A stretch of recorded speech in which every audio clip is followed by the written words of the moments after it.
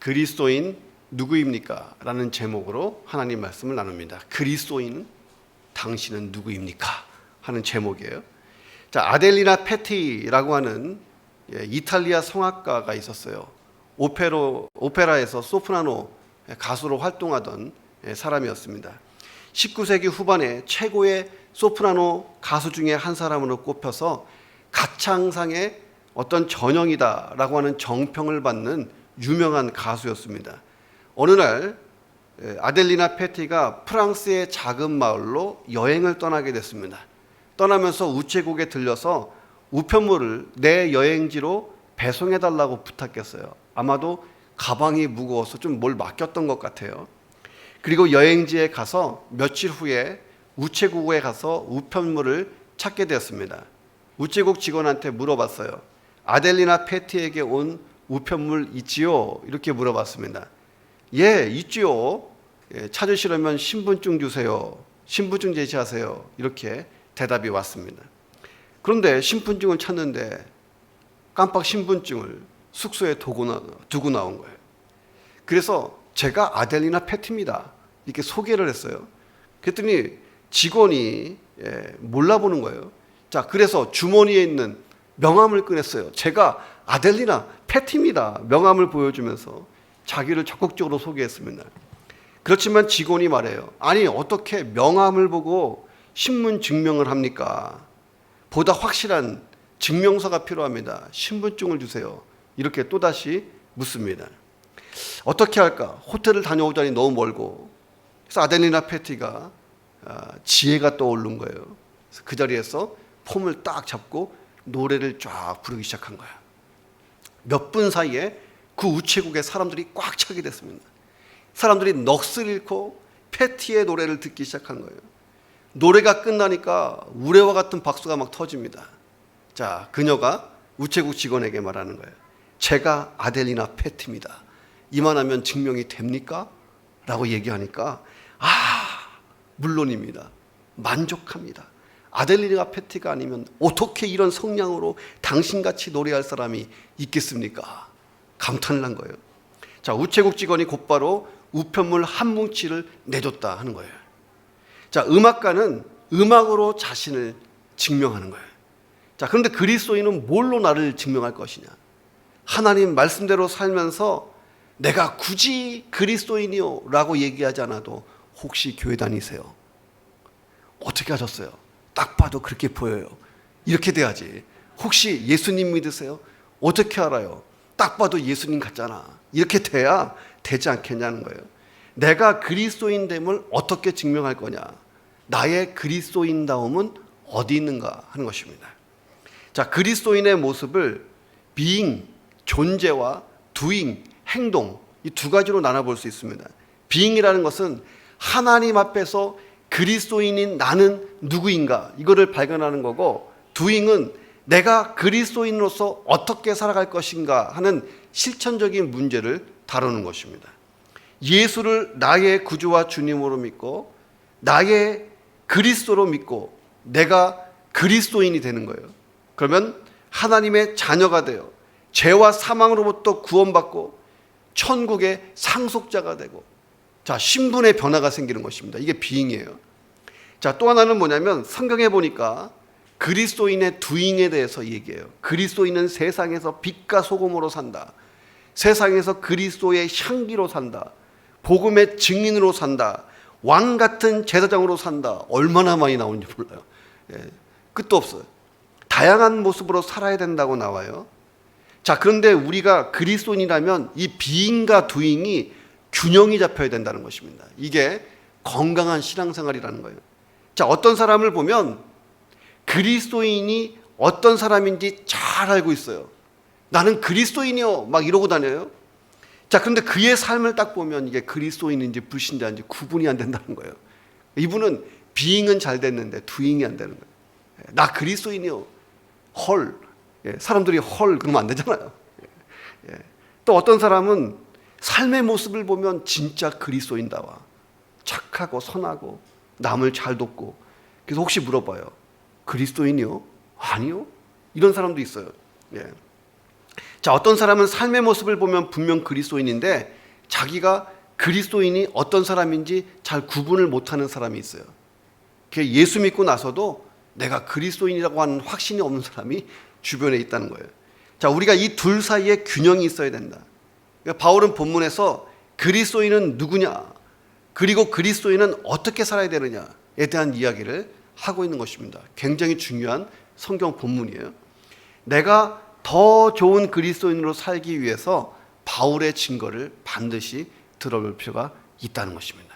그러니까 제가 주일날 설교할 때 어떨 때는 스토리 가지고 막 설교하고 어떨 때는 시를 가지고 설교하고 하지만 가끔 교리 설교를 해요. 그래서 오늘은 좀 따분하지만 교리 설교지만 우리 생명이 걸려있는 설교를 하는 거예요. 자, 바울을 통해서 배우는 그리스도인, 그는 누구인가 하는 거예요. 첫째로 그리스도인은 몸 제사를 드리는 사람이다. 자, 우리 1절을 한번 같이 읽겠습니다. 그러므로 시작. 그러므로 형제들아, 내가 하나님의 모든 자비하심으로 너희를 권하노니 너희 몸을 하나님이 기뻐하시는 거룩한 산제물로 드리라. 이는 너희가 드릴 영적 예배니라. 자, 이 구절을 잘못 이해하면요, 인신제사를 드리는 건가 오해할 수 있잖아요. 우리 몸을 제사로 드리라고 그러니까 얼핏 들으면 인신제사를 요구하는 것처럼 보입니다. 자, 그런데 바울이 얘기하는 산제사는 죽은 제사의 반대말이에요. 죽은 제사에 대조되는 개념. 자, 구약시대로 가보면 구약시대에 성막에서 하나님께 예배 드릴 때에 제물을 잡아서 양이나 염소나 소를 죽여서 제사를 드렸단 말이죠. 성막까지 이 동물을 끌고 올 때는 활기차게 살아있어요. 자, 그런데 제사가 시작되면 하나님께 바쳐지기 위해서 이 짐승을 죽여야만 됐습니다. 자, 그런 의미에서 구약의 예배는 죽은 제사다, 이렇게 학자들은 이야기해요. 자, 그런데 바울은 이제 우리는 죽은 제사를 드리는 것이 아니라 산 제사를 드리는 거다, 이렇게 말합니다. 자, 우리가 죽은 제사를 드리지 않는 이유는 이제 예수 그리스도께서 십자가에서 우리를 위해 피 흘려 죽으심으로 우리가 드려야 될 속죄의 예배를 영원히 단 한 번에 끝냈다는 거예요.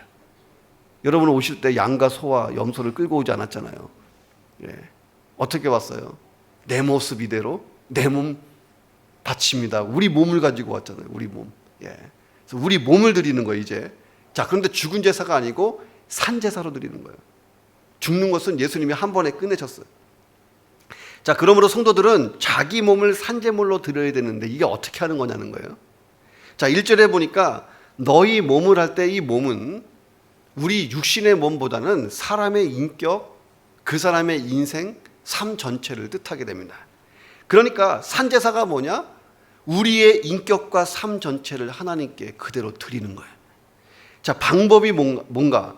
하나님이 기뻐하시도록 드리는 것입니다. 이게 방법이에요. 여기에 반드시 필요한 것이 있는데 그건 뭐냐면 거룩하게 드려야 돼요. 거룩함. 거룩한 산 제물로 드려라 하는 것입니다. 자, 구약시대에 하나님께 예배할 때에 아무 동물이나 끌고 오면 안 돼요. 흠과 점이 없는 깨끗한 제물로 제사를 드려야 됐습니다. 그래서 성전 문 밖에서 레위인들이 체크해요. 이게 제사의 제물로 합당한지 안 한지 체크해요. 제가 다음 주 주일부터 노비에 딱 써갖고 이분이 예배드리기에 합당한 삶을 살아왔나 안 왔나 체크한 다음에 합격 불합격 해봐요. 그 다음 주에 아마 반은 떨어져 나갈 거야. 구약시대에는 그렇게 했다는 거예요. 흠과 점 없는 깨끗한 제물. 자, 마찬가지로 우리의 몸을 예배 때에 하나님께 드리는데 하나님이 연락되고 하나님이 기뻐하시는 제사가 되기 위해서 내 몸을 거룩히 구별하여 드린다는 것입니다. 자, 이거 어떻게 하느냐? 교부 크리소스톰이 이 구절을 다음과 같이 주석하면서 설명한 거예요. 자, 어떻게 몸이 제사가 됩니까? 눈으로 악한 것을 보지 말고 그 눈을 제물로 하나님께 드리십시오 라고 이것을 주석한 거예요. 혀로 더러운 말을 하지 말고 그 혀는 하나님께 제물로 드리십시오. 내 손으로 불법한 일을 행하지 말고 그 손이 번제가 되게 하십시오. 자, 근데 그것이 끝이 아닙니다. 그게 족한 것이 아니고 우리는 선행도 해야 됩니다. 손으로 구제하고 입으로 찬송하고 귀로 성경의 모든 교훈을 들으십시오. 우리의 손, 우리의 발, 우리의 입, 그리고 온몸의 지체가 다 하나님의 제물이 되게 하십시오. 멋진 번역이에요. 자, 그런 의미에서 나는 몸제사를 잘 드리고 있는가를 생각해 보는 것입니다. 자, 근데 중요한 것은 이 몸제사가 우리 인생을 다 드리는 이 제사가 교회 안에서만 드리는 제사가 아니라는 것입니다. 자, 구약 시대에는 장소적인 제한이 있었어요. 예배는 성전에서 성막에서만 제사를 드릴 수 있었습니다. 자, 그런데 이제 그리스도인은 우리 몸 자체가 성전이 됐어요. 왜? 성령님, 하나님의 영이신 성령이 우리 안에 들어오셔서 나와 함께 내주하시고 감동감화하심으로 내가 그냥 하나님의 성전이 된 거예요. 자, 오늘날 그리스도인들은 주일날 교회 안에서만 거룩한 사람이고 일상생활 속에서는 세상 사람과 전혀 구별이 안 돼요. 그러니까 비판을 많이 받고 있는 거잖아요. 오늘날 한국교회 어려움은 바로 여기에 있는 것입니다. 저는 신문기사 보고 그 밑에 댓글을 안 읽어. 댓글 읽으면 시험 들어 진짜. 그리스도인들을 얼마나 험악하게 말을 하는지 시험 들어요. 자, 이것은 많은 그리스도인들이 교회에만 하나님이 계시는 하나님의 거룩한 방주라고 생각하는 거예요.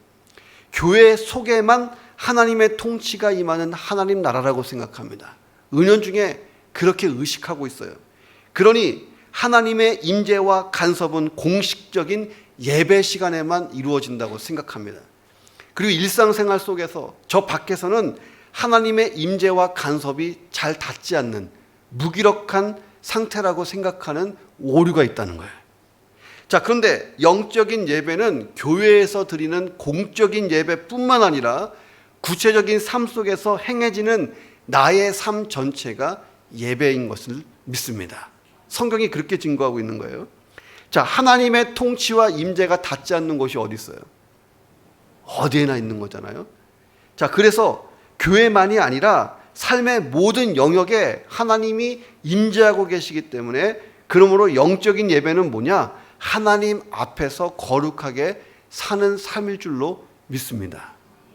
진짜 거룩한 사람은요, 꿈도 거룩한 꿈을 꿔. 꿈에 짜장면 먹고 막 수영하고 옆집 사람하고 막 수다 떨고 이런 게 꿈에 나오면 아직도 더 가야 돼. 예, 거기까지는 괜찮은데 꿈에 내가 깜짝 놀랄 만한 일들을 하고 있다면 한참 더 내가 삶을 거룩하게 살아야 돼요. 내가 꿈속에서도 예배하고 찬양하고 전도하고 있었다.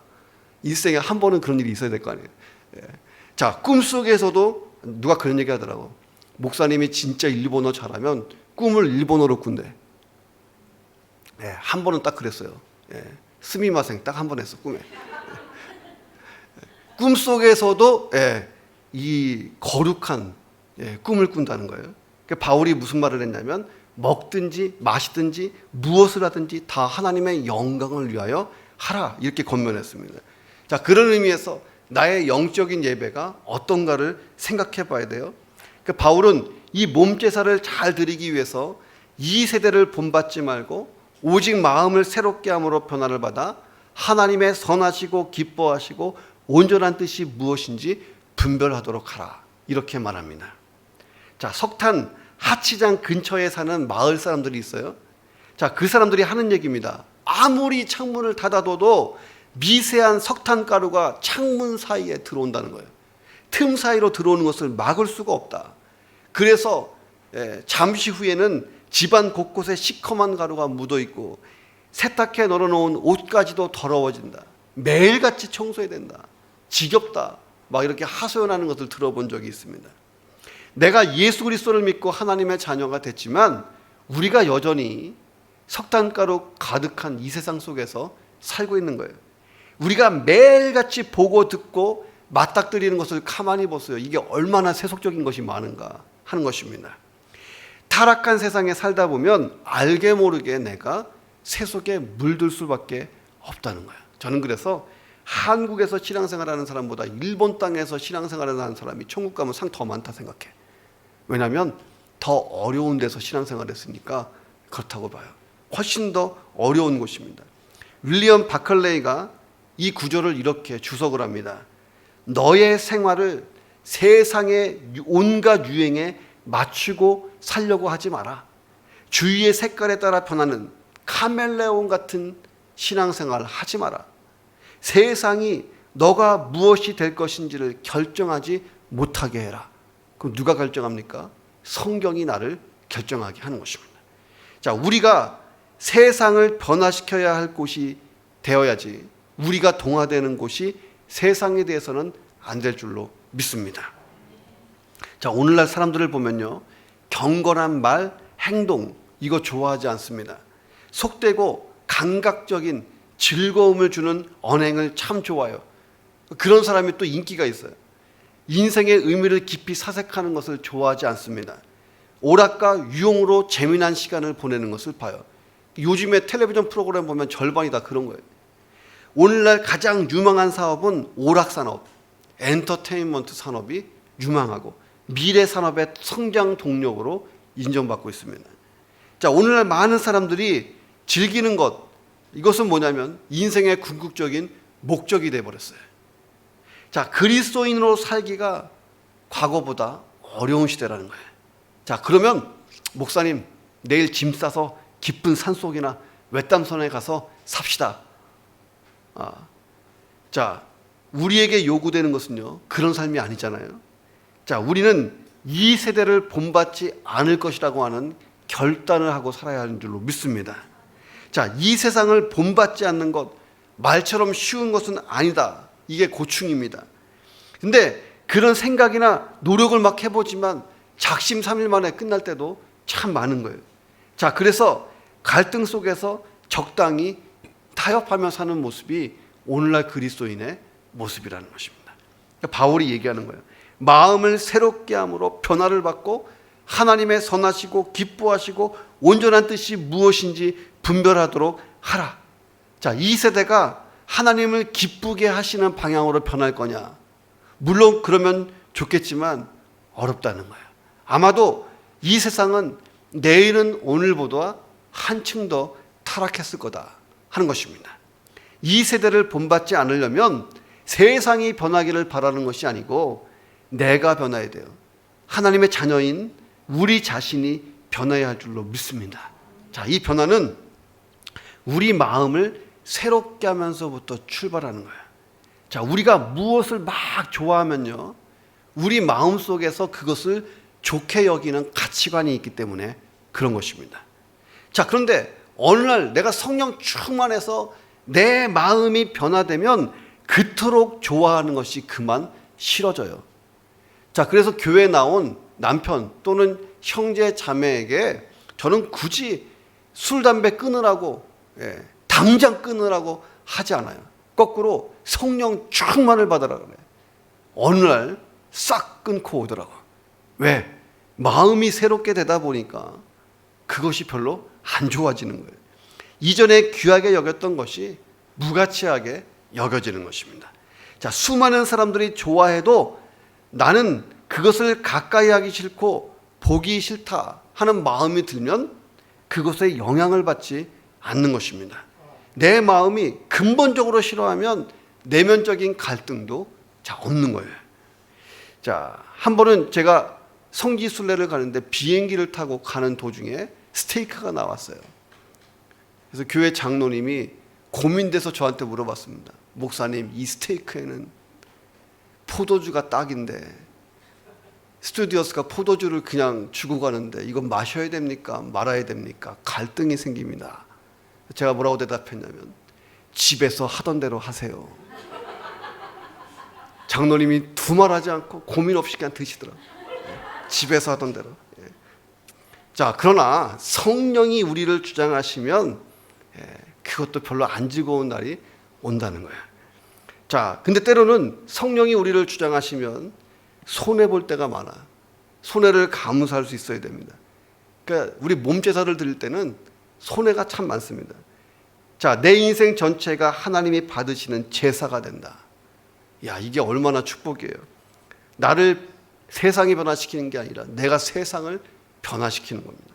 자, 그래서 내 가정에서, 내 이웃에서, 이 땅에서 나를 통해 하나님을 알고 예수 그리스도의 복음을 알고 성령의 역사를 체험해서 구원받는 자가 계속 늘어날 수 있는 역사가 있기를 주님의 이름으로 축원합니다. 자, 바울을 통해서 배우는 그리스도인은 누구인가? 그리스도인, 저와 여러분은 예수님의 몸의 지체라는 것입니다. 예수님 몸의 한 부분이라는 거예요. 그러니까 바울은 교회를 뭐라고 얘기하냐면 예수 그리스도의 몸, 딱 간단하게 표현했습니다. 교회는 예수 그리스도의 몸. 자, 그러니 예수 그리스도를 믿는 사람들이 다 모이면 그게 교회예요. 교회는 건물이 아니고 예수 믿는 사람들, 예수 그리스도를 믿는 사람들의 모임, 이게 교회인 것입니다. 자, 그래서 그리스도인 한 사람 한 사람은 예수 그리스도의 몸의 지체다. 이게 굉장히 중요한 개념입니다. 자, 내가 그리스도인, 구원받았다면 내가 먼저 예수님에게 속했다고 하는 관계의식이 있어야 됩니다. 그리스도 안에서 함께 지체가 된 사람들에 대해서는 책임의식, 공동체의식이 있어야 돼요. 첫째는 내가 예수님의 몸이다. 두 번째, 너도 예수님의 몸이다. 이것만 제대로 되면 저희 교회에서 절대 싸움이 안 날 줄로 믿습니다. 이게 안 되기 때문에 이게 힘든 거예요. 자, 미국 미시간주 서부에 15 먹은 소년이 암 치료를 받게 됐어요. 화학요법을 쓰게 됐습니다. 일시적으로 효과가 있어서 많이 개선이 됐어요. 그런데 구역질이 심하고 머리카락이 다 빠지게 된 것입니다. 이 소년이 병이 가장 불확실하고 고통스러울 때에 빡빡머리로 부끄러움을 무릅쓰고 머리카락이 빠진 채 학교에 가야 되는 날이 다가온 거예요. 자, 그런데 학교에 간 이 소년이 교실의 문을 열자마자 놀라운 광경을 봤습니다. 반 친구들이 다 머리를 밀고 온 거예요. 빡빡머리로 다 온 것입니다. 친구들이 다 빡빡머리를 하고 있는 거예요. 이 반 친구들이 그 전날 모여서 결정한 거예요. 친구의 고통을 줄여주고 우리 친구가 잘 적응할 수 있고 또 우리가 도울 수 있는 최선의 방법을 생각해보자. 야, 우리가 다 같이 똑같이 빡빡머리면 되겠다. 그래서 이 아이들이 그날 밤에 다 밀고 다음날 학교 온 것입니다. 잠시 후에 이 교실이 눈물바다가 됐다고 하는 실화예요, 실화. 우리 교회도 한 사람이 아프면 모두가 아파할 수 있는가? 이 우리 교회의 건강성을 체크하는 잣대입니다. 왜? 영적으로 한 몸, 그리스도의 몸이 되었으니까 하나가 아프면 당연히 다른 지체도 아파야 되잖아요. 그러니까 바울이 멀리 떨어져 있었어요. 고린도 교회에서 멀리 떨어져 있었는데 근심이 끝이지 않는 거예요. 그래서 고린도후서 11장 29절에서 이렇게 말합니다. 누가 약하면 내가 약하지 않겠는가? 누가 실족하면 내가 애타지 않겠는가? 이게 사도 바울의 심정이었어요. 우리 교회 한 사람 한 사람이 예수 그리스도를 머리로 한 몸의 지체이심을 여러분 믿습니까? 우리 교회가 정말로 그리스도의 몸이라면, 정말 그런 교회라면 이거 측정해 볼 수 있는 방법이 한 사람이 아플 때 모두가 아픈가를 보면 알 수가 있다는 것입니다. 자, 우리 몸을 보세요. 우리 몸에 다양한 지체가 있습니다. 그런데 이 지체들이 내가 의식을 못할 정도로 상호 유기적으로 연결되어 있어요. 몸이 지체, 이 몸이 제대로 기능하려면 내 몸의 모든 지체가 각자 역할을 감당하고 서로 유기적으로 잘 연결되어 있어야 됩니다. 이 유기적인 연결이 끊어지면 병나는 거예요. 건강한 몸이라고 하는 것은 각 지체가 자기 역할을 잘 감당하는 것입니다. 교회 역시 마찬가지예요. 그래서 바울이 4절에서 우리가 한 몸에 많은 지체를 가졌으나 모든 지체가 같은 기능을 가진 것은 아니다, 이렇게 말합니다. 그러니까 몸의 지체들이 저마다 다른 역할을 지녔듯이 우리 교회 구성원들이 각자가 맡은 역할이 있는데 제각기 다른 역할을 잘 맡고 있다는 거예요. 자, 오늘 본문에 동시에 바울이 5절에서 이렇게 얘기해요. 우리 많은 사람이 그리스도 안에서 한 몸이 되어 서로 지체가 되었느니라. 이 구절 잘 보면 우리 많은 사람들이 다양성을 뜻하잖아요. 자, 한 몸이 되어 통일성을 말하고 있습니다. 교회는 다양성과 통일성, 요 균형이 있어야 된다는 것입니다. 자, 교회 안에 보면 진짜 다양한 사람들이 있잖아요. 딱 봐도 우리 안에 얼마나 다양한 사람이 있는지 몰라요. 각계 각층의 다양한 사람들이 모여서 하나님을 섬기고 이웃에게 헌신하는 이게 교회 공동체의 핵심입니다. 자, 모인 사람이 다양한 만큼 그들이 갖고 있는 역할도 다양하다는 거예요. 자, 몸의 각 지체가 한 몸을 이루는 것처럼 교회 공동체의 모든 구성원도 함께 영적인 한 몸을 이루고 있다는 것입니다. 자, 그래서 교회는요, 예수 그리스도의 몸이에요. 자, 그런데 그냥 몸이 아니고 DNA가 있어. 교회의 DNA는 뭐냐? 예수 그리스도이신 줄로 믿습니다. 그래서 우리가 예배를 드리든 컵라면을 먹든 몇 사람이 모여서 수다를 떨든 그 안에 DNA 예수 그리스도가 없다면 그것은 그리스도인의 모임이 아닌 것입니다. 자, 에베소서에서 바울은 예수님은 교회의 머리고 우리가 그 모든 것의 지체라고 얘기합니다. 자, 그래서 교회 안에 다양성이 존재하지만 이 다양성이 예수 그리스도 안에서 통일되어 있어야 할 줄로 믿습니다. 그래야 많이 배운 사람, 덜 배운 사람, 많이 가진 사람, 덜 가진 사람, 건강한 사람, 약한 사람, 이게 다 함께 공존할 수 있는 교회가 되는 줄로 믿습니다. 교회가 다양성이 없어서 무너지냐? 절대 그런 적 없어요. 교회가 언제 무너집니까? 통일성이 없으면 무너지는 줄로 믿습니다. 그래서 우리가 기도한다면 하나님, 우리 교회가 통일되게 해주십시오. 뭐로 통일되냐면 예수님으로 통일되어야 되는 거예요. 그래서 미국의 어떤 교회에서 인종차별이 심했어요. 그때 한 흑인이 슬피 울면서 나와서 목사님한테 물어봤어요. 목사님, 천국 가면 우리 피부 색깔이 무슨 색깔이 됩니까? 목사님은 백인이었거든요. 목사님이 고민하다가 이렇게 대답했어요. 우리가 천국 가면 다 예수님 색깔 됩니다. 예수님하고 똑같은 피부 색깔 된다는 거예요. 자, 우리 공동체, 교회 공동체 내에 그리스도가 없는 모임, 그런 조직이 있다면 과감하게 도려내야 된다 하는 것입니다. 그러니까 제가 사역했던 지구촌 교회에서 목장 모임을 하거나 목사들이 모여서 회의하거나 성도들이 모여서 식사를 할 때 어떤 모임이 있을 때 하는 의식이 있어요. 그게 뭐냐면 초에다가 불을 붙이는 거예요. 붙이면서 하는 말이 중요합니다. 예수 그리스도는 세상의 빛이십니다. 그리고 우리 모임 중에 계신 빛이십니다. 하고 초에 불을 딱 켜요. 그러면 예수님이 이제 임재하신 거예요. 상징적인 거죠. 그리고 종을 땅땅 흔들어요. 흔들면 잠시 묵상합니다. 뭘 묵상하냐면 예수 그리스도를 묵상해요. 자, 왜 이런 의식을 하는가? 예수 그리스도가 없는 모임이 되지 않기를 힘쓰는 것입니다. 자, 그리고 하나님이 성도 각자에게 은사를 주시는 거예요. 그래서 그 은사를 가지고 교회 공동체를 유익하게 섬기도록 합니다. 군뱅이도 기는 재주가 있는 것처럼 우리 모두에게는요, 크고 작은 은사들이 다 있다는 거예요. 그 사람에게 맞는. 자, 그 많은 은사들을 통해서 하나님이 선하시고 온전한 뜻을 교회를 통해서 이루어 가신다는 거예요. 자, 근데 문제는 뭐냐면 자기 분수를 지키지 않는 것이 문제가 되는 것입니다. 자, 바울은 3절에서 이렇게 얘기합니다. 한번 같이 읽어볼까요? 마땅히, 시작. 마땅히 생각할 그 이상의 생각을 품지 말고 오직 하나님께서 각 사람에게 나누어 주신 믿음의 분량대로 지혜롭게 생각하라. 자, 왜 바울이 로마 교회에 이 말을 했을까? 로마 교회 내에서 신자들이 자기가 받은 은사를 가지고 너무 열정적으로 사역을 하다 보니까 오버한 경향이 있어요.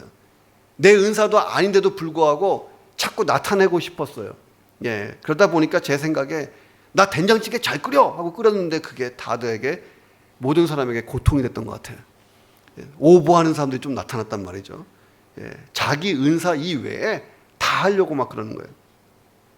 마땅히 생각할 그 이상의 생각이 무엇인지 정확하게 나오지 않지만 아마도 직분과 은사가 무질서하게 존재했던 것 같습니다.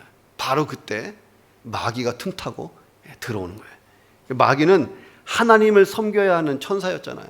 근데 자기 직분, 자기 은사를 까먹고 하나님하고 똑같이 되려고 한 거예요. 그 결과 타락했고 영원히 멸망의 존재로 징벌을 받은 것입니다. 하나님이 주신 은사와 직분, 이것은 질서 있게 절제되어서 잘 사용해낼 줄로 믿습니다. 그래서 이동원 목사님이 항상 우리들에게 한 얘기가 있어요. 내가 성가대에 들어가면 그날로 성가대는 비극이다. 그 말이 뭐예요? 나는 은사가 없다는 거예요. 그러나 이동원 목사님은 강단에 서면 빛이 나잖아요. 왜? 그분의 은사는 말씀의 은사가 있으니까. 자, 교회 공동체를 흔드는 무질서한 은사 사용에 대해서는 안 된다는 것입니다. 자, 나는 교회에 질서를 가지고 오는 사람인가?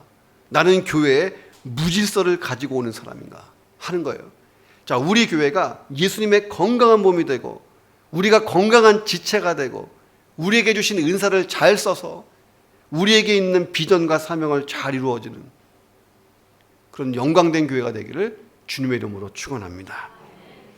바울을 통해 배우는 그리스도인, 그는 누구입니까? 마지막 세 번째는 그리스도인은 받은 은사로 섬기는 사람입니다. 섬기는 사람. 자, 피터 와그너라고 하는 사람이 있습니다. 이분이 빌리 그레함 목사님을 통해서 예수를 그리스도로 믿고 거듭났어요. 빌리 그레함 목사님 보니까 너무 감동적이고 그분이 하시는 사역이 정말 따라하고 싶을 정도였습니다. 그래서 거의 환상에 사로잡혀서 나도 빌리 그레함 목사님처럼 될 거야. 그러면서 신학교에 들어갔어요. 그리고 설교자가 됐습니다. 자, 그리고 설교를 하게 됐는데 매번 실패한 거예요. 내 기도가 너무 부족한가 해서 금식 기도하고 몇 번을 작정 기도하고 더 열심을 냈습니다. 그리고 나가서 또 설교를 했는데 또 실패하는 거예요. 친구와 상담을 했어요. 친구가 말하는 거예요. 혹시 내면에 깊은 죄가 숨어 있는지 모른다. 욥의 친구들처럼 얘기한 것 같아요. 그러니까 이 목사님이 괴로워서 집에 와서 기도하기 시작하다가 나의 내면 속에 숨은 죄를 찾으려고 무려 10년치 자기 일기장을 다시 읽기 시작했어요. 회개 기도하려고. 죄가 없는 것은 아닌데 그렇다고 심각한 죄를 지은 적도 크게 없는 것 같아요.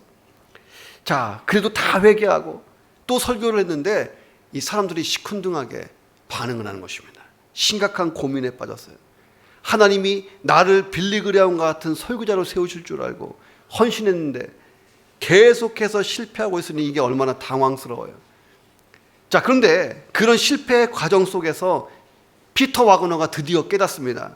내가 수천 명 앞에서 설교할 때보다 50명, 60명 모이는 강의실에서 나는 더 신나게 설교할 수 있다는 사실을 깨닫게 돼요.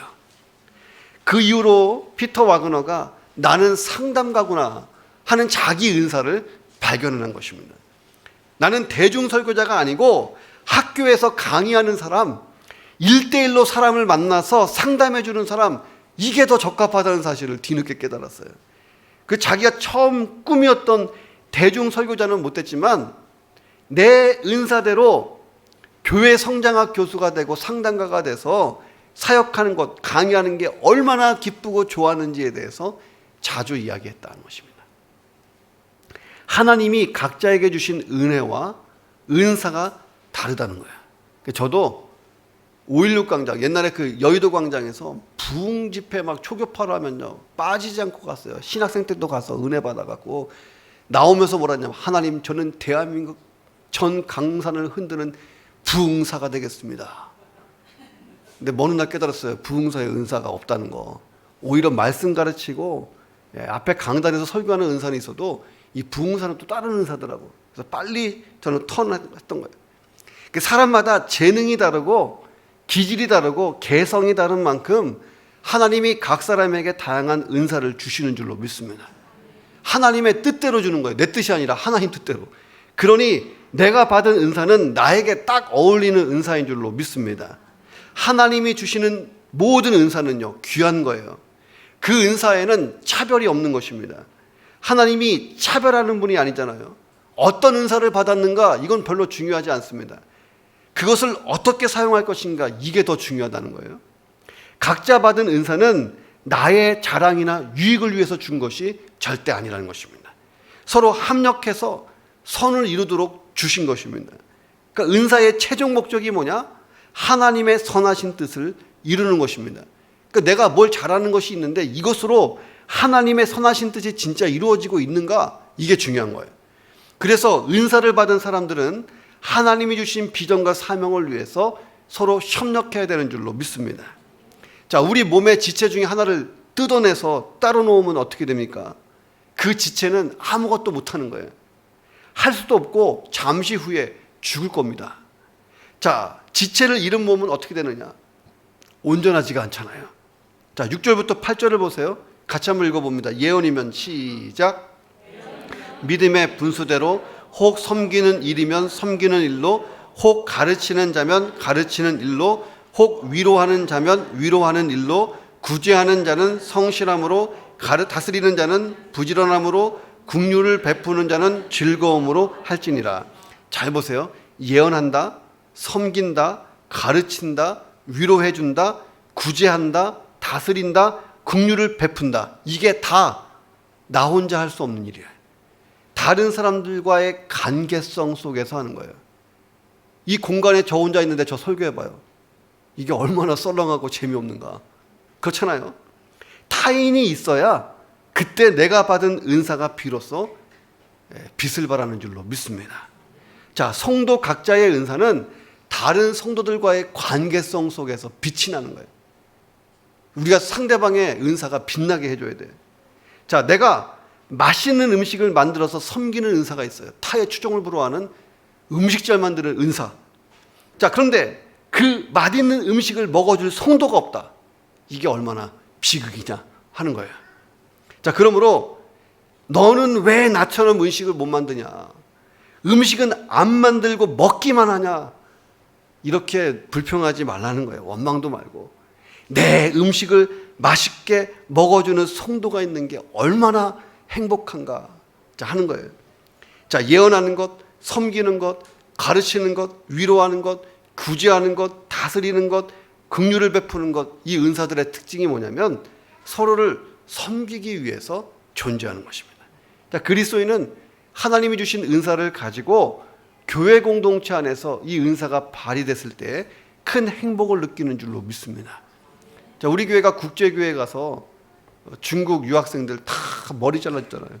이 은사가 있으니까 하는 거잖아요. 힘들어. 2시간을 자르고 오면 파김치가 돼서 오는데 그분들 얼굴 보면 해같이 빛나. 왜? 내가 은사대로 사역하고 봉사하면 행복합니다. 불평도 사라지는 거예요. 자, 하나님이 주신 다양한 은사, 교회와 하나님 나라의 공적 유익을 위한 것입니다. 에베소서 4장 12절에 보면 은사를 주신 목적이 아주 구체적으로 나옵니다. 뭐라고 나오냐면 이는 성도를 온전하게 하여 봉사의 일을 하게 하며 그리스도의 몸을 세우게 한다. 이게 하나님이 우리에게 은사 주신 목적입니다. 내 은사가 무엇인가를 생각해 보세요. 언젠가 우리 교회에 은사 발견 세미나 한번 할 거예요. 하면 내 은사가 어디에 있는지 탁 나와요. 내 은사는요, 우리 교회 공동체를 위해서 어떻게 유익하게 쓰일 수 있을까? 혹시 내 은사를 가지고 자랑하거나 타인을 무시하지는 않는가 생각해 보는 것입니다. 자, 은사는 유익한 거예요. 그런데 이 은사가 잘못 쓰이면 무익한 것이 돼버린다는 것입니다. 자, 하나님이 우리에게 주신 은사가 성도를 온전하게 하고 그리스도의 몸을 세우는데 온전히 사용돼서 우리 안에 참 기쁨이 넘쳐나는 동경복음교회 되기를 주의 이름으로 축원합니다. 자, 인도로 선교사로 갔던 맥스웰이라고 하는 분이 그곳의 언어를 습득하는데 너무 어려운 거예요. 큰 어려움을 겪고 있었습니다. 자, 인도는요, 이 주만 넘어가면 언어가 달라요. 5개 주가 있는데 주마다 언어가 다르고 또 마을마다도 약간 방언이 있고 해서 새로운 언어를 늘 습득해야 되는 어려움이 있었습니다. 이 맥스웰 선교사가 또 다른 마을에 들어가서 언어가 안 통하니까 신두교인 한 사람을 붙들고 말 좀 가르쳐 달라고 그랬어요. 그가 이런 지하에 그냥 딱 거절해 버립니다. 아니, 돈은 얼마든지 줄 테니까 나한테 와서 말 좀만 가르쳐 달라고 다시 부탁했어요. 예수 믿으라고 절대 안 할게. 예수 믿든지 말든지 상관 안 할 테니까 나에게 언어만 가르쳐 달라고 돈을 줄 테니까 막 이렇게 얘기합니다. 그러니까 힌두교인이 다시 거절하면서 한 말이 걸작이에요. 당신과 함께 있어 그리스도인이 되지 않은 사람이 어디 있습니까? 다 그리스도인 되지 않았습니까? 나 그 두려워서 싫습니다. 이게 얼마나 멋진 일이에요. 내가 이 맨션에 들어와서 10년 이상 살았는데 아직도 한 명도 그리스도인이 이 맨션에서 안 나왔다. 이게 얼마나 비극입니까? 내가 이 모임 공동체에 들어와서 동호회 모임을 한 지가 몇 년이 지났는데 아직도 그리스도인이 한 명도 없다. 이게 얼마나 비극이에요. 내가 이 사람들을 오랫동안 만나왔는데 아직도 그들 중에 그리스도인이 한 명도 없다. 이것만큼 비극이 없다는 거예요. 내가 그리스도인으로서 어디 가서 머물든지 거기 있는 사람이 다 나와 같이 되기를 소망하면서 그리스도인이 되는 것, 그런 매력적인 그리스도인이 되어야 할 줄로 믿습니다. 저 사람이 교인이야, 나 그 교회 안 갈래. 이게 얼마나 비극이에요. 진짜 볼품없는 그리스도인이 그런 소리를 듣는 것입니다. 그렇다면 저와 여러분이 매력적인 그리스도인이 되어서 그리스도인 제조기가 되기를 주의 이름으로 축원합니다. 자, 우리가 만나는 사람들이 그리스도인이 되지 않고는 못 견디는 기적 일어나야 할 줄로 믿습니다. 자, 그런 기적을 소망한다면 우리가 질문 한번 던지는 거예요. 나는 그리스도인 맞나? 날마다 질문해 보시기를 주의 이름으로 축원합니다. 함께 기도하겠습니다. 하나님, 내가 참 좋은 그리스도인 되기를 간절히 기도합니다. 온전한 몸제사, 내 삶의 전부를 예배로 드리며 많은 사람을 주 앞으로 인도하게 해 주옵소서. 예수 그리스도의 몸의 지체가 돼서 교회와 세상을 잘 섬기게 하시고 하나님이 주신 은사를 가지고 복음과 교회와 하나님 나라 잘 섬기게 역사해 주옵소서. 통성으로 한번 기도합니다. 하나님 아버지, 감사합니다. 우리를 사랑하신 하나님, 우리가 그렇게 좋은 그리스도인, 하나님이 인정하시는 매력적인 그리스도인, 영향력 있는 그리스도인, 세상을 변화시키는 그리스도인 되게 도와주옵소서. 내 삶이 하나님이 인정할 만한, 흠양하실 만한 거룩한 산제사가 되게 도우시고, 하나님, 내가 교회에서 지체로서 서로를 섬기며 세워주며 교회를 일으키는, 하나님, 또 복음과 교회와 하나님 나라를 위해서 내 은사로 봉사하고 헌신하는 잘했다 칭찬받는 종되게 역사해 주옵소서. 좋은 그리스도인으로 살 수 있도록, 우리의 인생, 내 주변을 변화시킬 수 있는 사람으로 살 수 있도록 축복해 주옵소서. 우리 한번 찬양하겠습니다.